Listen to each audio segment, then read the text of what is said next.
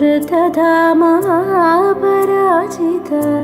दुरावह प्रणवात्मिक अधिकस्वरातुतिशारद नमोऽस्तु ते।